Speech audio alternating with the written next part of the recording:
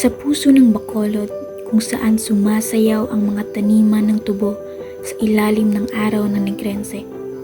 Isang simpleng panadero na si Bongbong ang nangarap na gawing pambihira ang isang lokal na paborito, ang piyaya. Sa kanyang mga kamay na puno ng harina at pusong puno ng pangarap, sinimulan niyang likhain ang mga piyayang may laman ng Muscovado na may buong pag-aalaga at pagmamahal.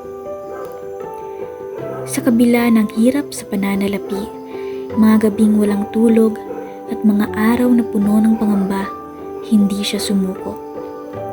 Nagbunga ang kanyang tiyaga nang matikman ng isang turista ang kanyang piyaya at nagsimulang kumalat ang balita.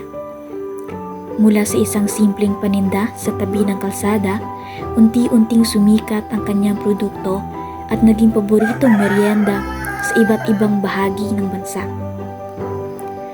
Habang lumalaki ang demand, nagbukas si Bongbong ng kanyang unang tindahan na may disenyong kulay ube at ginto, na hindi lang nagbebenta ng piyaya, kundi pati ng iba pang matatamis na Negrense na produkto. Sunod-sunod ang mga prangkisa at naging kilalang kilala ang kanyang tatak. Sa kabila ng tagumpay, nanatili siyang mapagpakumbaba.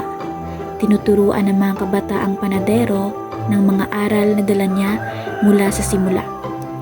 Tiyaga, malasakit, at pagmamalaki sa bawat piraso ng tinapay.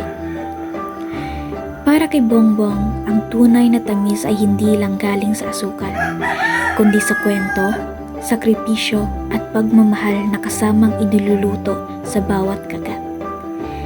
Ang kanyang paglalakbay mula sa kalsada hanggang maging isang ikonikong pangalan ay ngayon ay nalalasahan sa bawat kahong iniuuwi ng mga biyahero.